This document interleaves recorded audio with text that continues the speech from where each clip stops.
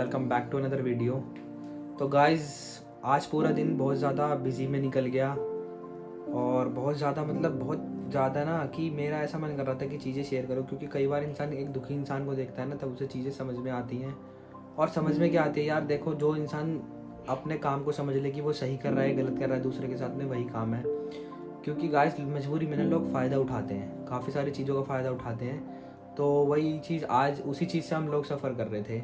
हमें थोड़ी सी ब्लड की नीड पड़ी थी, तो ब्लड देने के बावजूद भी वो लोग ना कुछ कंसेशन नहीं कर रहे थे, बहुत ज़्यादा एक्सपेंसिव दे रहे थे। खैर छोड़ो, वो तो इंसान को ज़रूरत होती है तो पैसों से खर्चना पड़ता है, मगर ये है कि किसी की मजबूरी का ना मजाक नहीं बनाना चाहिए कि हाँ तुम्हें मौका मिल रहा है ना, तो जितने की चीज़ होती है उसको उतने की दो। क्योंकि हमने 2 दिन ब्लड कवर करा और दोनों दिन हमें सेम जगह से अलग अलग रेट पे मिला। चलो छोड़ो वो जो भी है। तो गाइस आज जो मैं बताने वाला हूँ मैं एक ऐसे इंसान के बारे में जो हर किसी की लाइफ में होगा, रहा होगा और होता है। ये एक ऐसा पर्सन है जिसे आप डिनाई नहीं कर सकते कि कभी भी ये पर्सन कि आपका साथ ना दिया हो या आपको कभी दुख दिया हो, ये तो कभी हो ही नहीं सकता। वो एक अलग बात होती है कि शायद हम अपनी तरफ से कभी कुछ बोल देते हैं तो वो इतनी जल्दी बुरा नहीं मानते, थोड़ी बहुत देर के लिए रूठते हैं, मान जाते हैं। तो गाइस मैं बात कर रहा हूँ मम्मी और पापा की। लाइफ में पहला रोल आप सभी को पता है कि सबसे पहला रोल जो प्ले करती है वो मदर करती है। करते दोनों बराबर ही अपनी अपनी जगह, बट जो ज़्यादा जिसे कहते हैं ना कि जो ज़्यादा पेन में रहती है अपने बच्चे की वजह से या कुछ भी है, तो वो रहती है एक मदर। तो गाइज आज जो मैं ये लाइफ जी रहा हूँ और जो बाकी सब ये चीज़ें मैंने की हैं, ये सिर्फ मैंने अपनी मम्मी की वजह से की हैं। उसके पीछे का रीज़न ये है कि गाइज मैं जब हुआ था तो मैं कुछ ही मंथ्स का था, तो अचानक से ना एक दिन मेरी तबीयत बिगड़ गई। जैसा कि बच्चा होता है, डॉक्टर्स वगैरह चेक करते हैं, तो कुछ ही महीनों का था कि मेरी तबीयत बिगड़ गई। और तबीयत इतनी ज़्यादा बिगड़ गई कि वो तबीयत संभाले नहीं संभल रही थी। तो बहुत ही ज़्यादा मैं ये बता रहा हूँ कि कोई किसी के लिए कुछ करे ना करे, लेकिन एक माँ जो होती है ना वो कभी हिम्मत नहीं हारती। और कोई भी कहते हैं ना कि वो ये नहीं कर रहा, कोई हिम्मत नहीं हारता, सब अपना बेस्ट देने की कोशिश करते हैं। मगर माँ एक ऐसी होती है जो पूरी दुनिया से लड़ लेगी, मगर तुम लोगों के लिए, यानी कि हमारी माएँ, लेकिन कभी भी ये नहीं चाहेगी कि हमें किसी तरीके का दुख हो। तो गाइज हुआ ये था कि मैं कुछ महीनों का था, तो अचानक से एक दिन मेरी तबीयत ख़राब हो गई। तबीयत ख़राब में कुछ ज़्यादा बड़ी प्रॉब्लम नहीं हुई थी, मेजर इशू नहीं था। इशू सिर्फ इतना सा था कि मेरे को बुखार हो गया।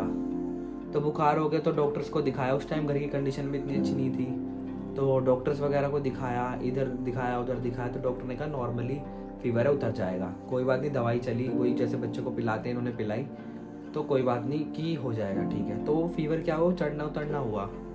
तो जैसे ही वो फीवर एक दिन क्या हुआ, एक दिन बहुत ज़्यादा हो गया। तो ज़्यादा हो गया तो डॉक्टर के पास गए, तो डॉक्टर ने बोला कि आप ना इसको यहाँ मत रखो। वो डॉक्टर जब खुलाता तो उसने बोला कि आप ना हॉस्पिटल लेके चले जाओ, तो कि इसके ना दिमाग को बुखार हो गया है। उसमें आया कि इसके ना दिमाग को बुखार हो गया है। तो अब ये सुनना एक मिडिल क्लास से भी, मिडिल क्लास भी नहीं कह सकते थे उस वक्त, बहुत ही ज़्यादा लोअर क्लास से, कि उसके लिए सुनना भी एक बहुत बड़ी बात थी कि दिमाग को बुखार हो गया तो ये कैसे हो, कि मैं कैसे करूँगी अकेले। उसमें पापा की भी कुछ कंडीशंस थी जो मैं आपको फिर कभी बताऊँगा। अभी जो मेरे लिए इतना स्ट्रगल किया, मैं आज आपको वो बता रहा हूँ कि लोग कैसे किसी की मजबूरी का फ़ायदा उठाते हैं, जैसे हमारा ब्लड के टाइम पे उठाया और हमारी मम्मी का फ़ायदा भी उठाया, वो बताऊँगा कैसे। तो गाइज हुआ ये कि डॉक्टर्स वगैरह ने जब देखा कि बुखार हो गया, बुखार इतना ज़्यादा बढ़ गया, मेरी जो आँखें हैं इनसे मुझे दिखना एकदम बंद हो गया, कुछ भी नहीं दिख रहा था। डॉक्टर्स ने सब जो भी सारी चीज़ें ट्राई वो कर सकते थे उन्होंने सब ट्राई किया, दिखना बंद हो गया बिल्कुल, जिसे कहते हैं बिल्कुल। ओवरऑल ग्रोथ मेरी रुक गई सब तरीके से, सब चीज़ से। तो अब मम्मी बहुत ज़्यादा परेशान हो गई कि मैं क्या करूँ।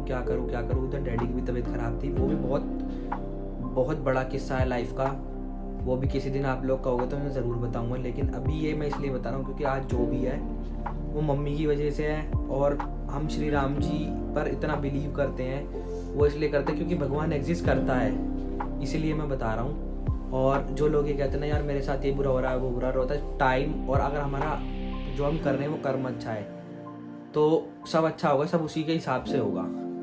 तो हुआ ये, तो डॉक्टर वगैरह के उन्होंने मुझे दिखाया, तो जैसा मैंने आपको बताया कि दिमाग को बुखार हो गया और दिखाई देना बंद हो गया। तो एक डॉक्टर ऐसा मिला, उसने ना चाहते हुए भी ट्रीटमेंट करा, कह रहा भगवान भरोसे मैं ट्रीटमेंट कर रहा हूँ। तो वो कहते हैं ना किसी, तो हमारी जो मम्मी है उनका शुरू से पूजा पाठ में ना बहुत वो रहा है कि बहुत ज़्यादा हमारी ओवरऑल फैमिली भगवान पे बहुत बिलीव करती है। तो हुआ ये कि उनको किसी ने बोला कि एक माता होती है नैना देवी की, आपको वहाँ जाना चाहिए। तो ओबेसी बात है भाई, जो नया नया बच्चा उसको दिखाई देना बंद हो जाए एक माँ के लिए तो बहुत बड़ी बात है। तो वो वहाँ पर गई, पूजा वूजा उन्होंने, मतलब जो भी होता है वहाँ का, जो भी प्रसाद वगैरह होता है, और जो आए किसी ने उनको कहा कि जैसे हम वैष्णो देवी जाते हैं ना, छत्र चढ़ता है चांदी का, ऐसी वहाँ चांदी की ना आंखें चढ़ती हैं। तो वहाँ पे उन्होंने वो आंखें चढ़ाई, डॉक्टर्स वगैरह ने मेरा ट्रीटमेंट किया। उस ट्रीटमेंट के मिड में एक इशू आया मेरे लिए बहुत बड़ा, कि डॉक्टर्स ने कहा अगर इस बच्चे की ग्रोथ चाहिए ना तो हमें इसका बोन मैरो लेना पड़ेगा। तो ये एक बहुत बड़ा रिस्क था उस टाइम पे, सिग्नेचर करना कि हाँ मैं रिस्क पे अपने बच्चे के लिए कर रही हूँ, ये बहुत बड़ी बात थी। तो इन्होंने सिग्नेचर वगैरह करे, भाई हर बंदा लाइफ में रिस्क लेता है, एक माँ ने दिल पे पत्थर रख के रिस्क लिया उस वक्त, और इन्होंने सिग्नेचर कर दे कि आप बोन मैरो ले लो। अब जो लोग साइंस से हैं उन्हें पता होगा कि बोन मैरो कितनी खतरनाक चीज़ है, ओवरऑल बॉडी हमारी उसी पर टिकी हुई है। तो इन्होंने लिया और उसको यूज़ किया। उसको यूज़ करने के बाद डॉक्टर्स ने कहा कि एटलीस्ट 10 साल तो इसे रिकवरी में लगते ही लगते हैं। अब बाकी मुझे नहीं पता कि कितना टाइम लगता है, जहाँ तक मुझे पता, जहाँ तक मैंने सुना है वो मैं आपको बता रहा हूँ कितना टाइम लगता है। तो गाइस हुआ ये कि बोन मैरो लेने के बाद, बोलते हैं रीढ़ की हड्डी का पानी बोलते हैं शायद उसे हिंदी में, तो वो लिया। उसको करने के बाद उन्होंने मेरा ट्रीटमेंट किया। तो उस ट्रीटमेंट के मिड में एक दिन अचानक से मैं बहुत ज़्यादा रोने लगा। ये मुझे मम्मी ने बताया था खुद कि रोने लगा। तो उस वक्त कुछ मेडिसिन होती थी, मैं दवाई की वजह से रो रहा था। तो कुछ मेडिसिन ऐसी होती हैं जो हमें पर्टिकुलर किसी चीज़ के साथ लेनी होती है, जैसे कि मिल्क के साथ हो गई या फिर ल्यूकवार्म वाटर के साथ हो गई। तो उसमें एक मेडिसिन ऐसी थी जो मुझे सिर्फ मिल्क से लेनी थी। अब ट्रीटमेंट में इतना सारा खर्चा आ गया। उस टाइम में गाइज सन 97 के आसपास, 96 के आसपास जो सिटी स्कैन होता था 800 रुपये, बहुत बड़ी बात थी। तो सारा पैसा इलाज में चला गया और इतने ज़्यादा खास पैसे भी नहीं हुआ करते थे। तो मम्मी ने कोशिश करी कि कहीं दूध मिल जाए, सारे में कहीं दूध नहीं था। तो जो दूध मिला वो मिला एक चाय वाले के पास में, और उसको मम्मी ने बोला कि मेरे बच्चे को दवाई देनी है, जैसे तैसे करके ये ठीक हो जाएगा, मुझे थोड़ा सा दूध चाहिए। तो गाइस मानते हो इतनी सी गिलासी उस टाइम पे उस चाय वाले ने दी थी 250 रुपीज़ की। उस टाइम पे 250 रुपीज़ की वैल्यू तो गाइस आप बहुत अच्छे से जानते होंगे, और सभी के पेरेंट्स बताते हैं अपने अपने टाइम की वैल्यूज़ की। हमारे टाइम में तुम ये जो 10 रुपये इसकी क्या वैल्यू थी, शायद आपने भी कभी सुना होगा। तो 250 की वैल्यू बहुत ज़्यादा हुआ करती थी उस टाइम पे। तो मतलब उसने सिचुएशन को देखा कि इसको नीड है, इसके बच्चे को नीड है, ठीक है। तो गाइस हो सकता है, देखो वो उसके मन में क्या था, लालच आया, कुछ जो भी आया वो उसके साथ है, लेकिन हम जो कर्म कर रहे हैं ना ये हमें एक दिन वापस ज़रूर मिलेगा। तो जैसे तैसे करके मम्मी ने अपने एक एक जोड़े हुए पैसे निकाल के वो दूध खरीदा और मुझे दवाई दिलवाई। तो दवाई दी तो डॉक्टर्स ने भी और भगवान श्री राम ने भी इतनी कृपा करी कि धीरे धीरे मुझे दिखाई देना शुरू हो गया वापस से। और जो मेरी आइज़ थी उनमें ना थोड़ा डिफरेंसेस आ गए थे, मतलब छोटी बड़ी हो जाएगा। तो धीरे धीरे डॉक्टर से मैं कंसल्ट के लिए जाता था, वो मुझे बुलाते थे, रेगुलर रूटीन चेकअप्स होते थे मेरे। तो उन्होंने बताया, कुछ फिजिकल एक्सरसाइजेस बताई, कुछ मेडिसिन चली। तो इन सब को करने के बाद में धीरे धीरे मैं ओवरऑल टाइम के साथ साथ मैच करते करते मेरी ग्रोथ हो गई। और गाइज मैं अपने घर में सबसे छोटा हूँ, और मेरे को ना, मैं ये जो बता रहा हूँ कि दोनों बहुत ज़रूरत है, सच में दोनों बहुत अपना अपना रोल प्ले करते हैं। मम्मी ने अपनी तरफ से पूरी कोशिश कर, आज भी मम्मी किसी कुछ नहीं दिलवाती, लेकिन मैं अगर एक आवाज़ कर दूँ ना वो आज भी खड़ी रहती हैं। तो बात ये है कि सब अपना अपना रोल प्ले करते हैं अपनी अपनी जगह पर, लेकिन मम्मी ने जो किया, मतलब मम्मी अपनी तरफ से एक माँ होने का फ़र्ज़ निभा रही थी, और लोग जो है वो मौके का फ़ायदा उठा रहे थे।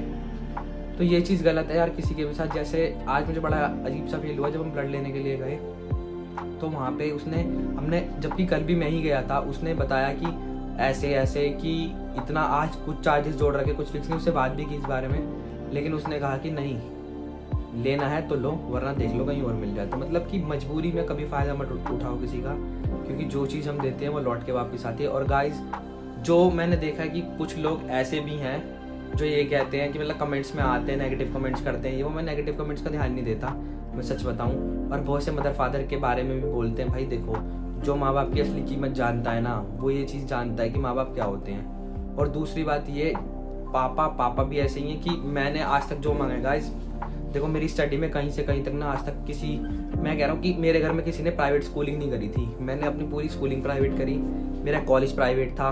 मैंने जो अपना प्रोफेशन चुना, शेफ़ का प्रोफेशन चुना, ओवरऑल हॉस्पिटैलिटी का चुना। आप जिन लोगों को पता हॉस्पिटैलिटी के बारे में कि बहुत बहुत पैसा लगता है उसमें भी, डैडी ने कभी मुझे उसके लिए डिनाई नहीं किया। देन मैंने स्विच करा लैंग्वेज के ऊपर, मैंने लैंग्वेज की, उसमें भी काफ़ी पैसा लगा, उसके लिए भी मुझे मना नहीं करा। मैंने एक्टिंग करियर भी ट्राई किया, लोगों ने मुझे बहुत बार ठगी करी मौका देख के, उसके लिए भी कभी नहीं रोका।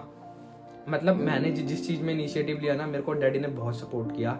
और ये जो सारा सेटअप आप मेरे पीछे देख रहे हो, ये जो दिखने को मिल रहा है, मतलब जब मैंने यूट्यूब स्टार्ट किया था ना, जब मेरे फर्स्ट 50 सब्सक्राइबर्स हुए थे, तो पापा ने ये कहा था कि तू कर, कोई टेंशन वाली बात नहीं, जो तेरा मन करे तू वो कर। और इतना सपोर्ट करते हैं वो, मतलब ये लगा लो कि वो मेरे से ज़्यादा ध्यान रखते हैं वो मेरी वीडियोस का, ये सब का। अगर आप लोगों के पास किसी दिन कुछ वीडियो नहीं जाती है एंटरटेनिंग है जो भी है, तो भाई देखो अब ये फैमिलीज़ को भी सारी बातें पता होनी चाहिए। तो वो ये कहते हैं कि यार तुमने आज अपने वीडियोस पर ध्यान नहीं दिया, तो उनको बताना पड़ता है। तो क्योंकि वो भी चेक करते रहते रेगुलर कि हाँ भाई तुम कर रहे हो, तो मतलब इतना सपोर्ट है। मैंने उनको कैमरे के लिए बोला कि डैडी मुझे कैमरा लेना है, दूसरे दिन कैमरा मेरे हाथ में था। फिर धीरे धीरे आगे चल के मैंने कहा डैडी मुझे ऐसे ना मेरे को वो है, तो वो ये कह मुझे ना सिस्टम की नीड है। तो उन्होंने कहा कि कोई बात नहीं ले लो, तो ये सिस्टम भी दिला दिया।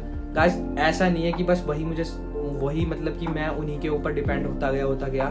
मैंने जितने भी 10 कमाए तो 10 भी अपने पेरेंट्स को दिए, 50 कमाए मैंने 50 भी दिए, लाख कमाए मैंने लाख भी अपने पेरेंट्स को दिए। तो मैं तो यही कहता हूँ गाइस, पेरेंट्स का रोल बहुत ज़्यादा इंपॉर्टेंट प्ले करता है सबकी लाइफ में। और सच बात तो ये है कि पेरेंट्स एक ऐसा खजाना है ना जिसे कोई कभी खोना नहीं चाहता। तो गाइस यही थी मेरी मॉम की स्टोरी, और मॉम ने जो डैड के लिए किया, अगर आप कहोगे तो कमेंट करना, मैं उसके बारे में बताऊँ। क्योंकि हमारी जो मम्मी है ना, शायद और लोगों की मम्मी ने भी ये दिन देखा होगा, मैं मना नहीं कर रहा, बट उन्होंने बहुत ज़्यादा देखा और कभी साथ नहीं छोड़ा। कैसी इतनी खतरनाक से खतरनाक सिचुएशंस आई, मेरे से ज़्यादा सिचुएशन खतरनाक डैडी की थी। अगर आप लोग कहोगे तो कमेंट करना, मैं वो भी आपको ज़रूर बताऊंगा। बट ये है कि अगर आज वो हमें कुछ बोलती है ना, तो हम उनसे कर तो लेते हैं लड़ाई झगड़ा प्यार में, मगर ये है कि असली रियल हीरो लाइफ की वही हैं।